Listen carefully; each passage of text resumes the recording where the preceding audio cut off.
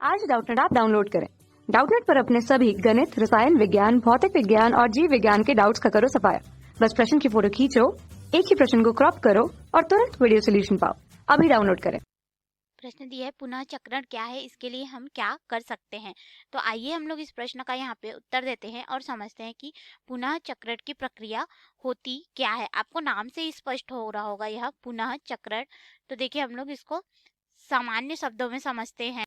पुनः का मतलब होता है फिर से, और चक्रण का होता है यानी कि एक हम लोग चक्र मान लेते हैं, गोल सर्कल, ठीक है।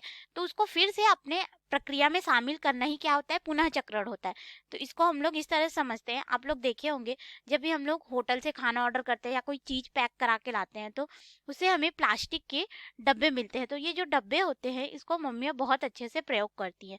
जैसे कि इसमें कुछ मसाले रख देंगी, या फिर आपका स्कूल का टिफिन साफ नहीं हुआ है या आपने टिफिन घुमा दिया तो मम्मी इस पर रख करके आपको खाना दे देती है। या फिर घर में जितने भी ब्रेवरेज होते हैं, जैसे कि आपने कोल्ड ड्रिंक्स वगैरह लाए हैं, वो सब क्या है, प्लास्टिक बॉटल होता है।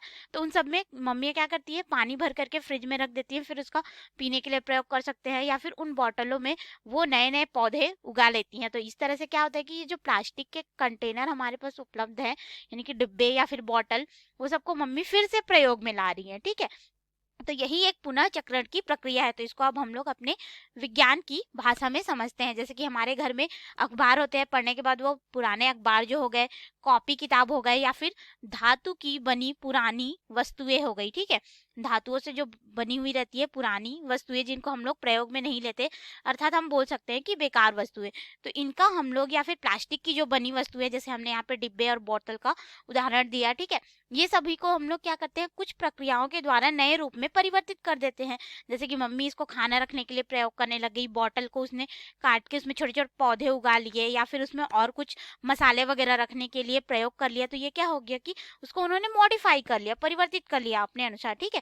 तो इन सभी को अपनी आवश्यकता के अनुसार परिवर्तित कर दिया जाता है और उसको पुनः प्रयोग में लाया जाता है। यही क्या है, पुनः चक्रण की प्रक्रिया होती है। तो पुनः चक्रण में हम लोग सहायता कैसे कर सकते हैं, हमें ऐसी वस्तुओं को खरीदना चाहिए जिसका हम लोग प्रयोग करने के बाद में और अपने दैनिक जीवन में प्रयोग कर सकते हैं।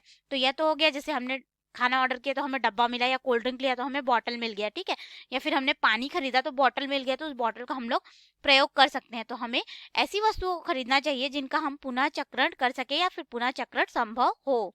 और साथ ही साथ हमें ऐसी वस्तुओं का भी प्रयोग करना चाहिए जो कि पुनः चक्रण से निर्मित हो। जैसे कि हमारे घर में पुराने अखबार होते हैं, उनके क्या करते हैं हम लोग, पॉलीथीन, हम लोग जब मार्केट में जाते हैं तो पॉलीथीन जो होता है वो प्लास्टिक का बना हुआ होता है। उसमें हम लोग आलू प्याज या फिर सब्जी या फिर कोई और सामान खरीदते हैं तो हम लोग थैले का प्रयोग करते हैं, ठीक है। थैला तो लेके जाते नहीं है, तो मार्केट वाले हमें क्या करते हैं, पॉलीथीन का बैग दे देते हैं। तो इस पॉलीथीन के बैग के बजाय हम लोग क्या कर सकते हैं, जो पुराने अखबार हो गए, पुराने पेपर हो गए, कागज हो गए, उन सब से बने हुए थैले का प्रयोग कर सकते हैं। तो प्लास्टिक का प्रयोग कम हो जाएगा, ठीक है। तो जो पुनः चक्रण से बनी हुई वस्तुओं हो गई, वो क्या हो गया, अखबार या फिर जो पेपर से बना हुआ थैला है उसका हमने प्रयोग किया। तो इस तरह से हमें वस्तुओं को पुनः प्रयोग में लाना चाहिए ताकि कम से कम अपशिष्ट पदार्थ हो और यह हमारे पर्यावरण को नुकसान ना पहुंचाए। इसीलिए हम लोग पुनः चक्रण की जो प्रक्रिया है उसको अपनाते हैं। तो ये रहा हमारे प्रश्न का उत्तर। धन्यवाद। कक्षा 6 से 12वीं से लेकर नीट, IIT, JEE वो एडवांस के लेवल तक 1 करोड़ से ज्यादा छात्रों का भरोसा। आज ही डाउनलोड करें डाउटनेट ऐप या व्हाट्सएप करें अपने सारे डाउट्स 8400 400 400 पर।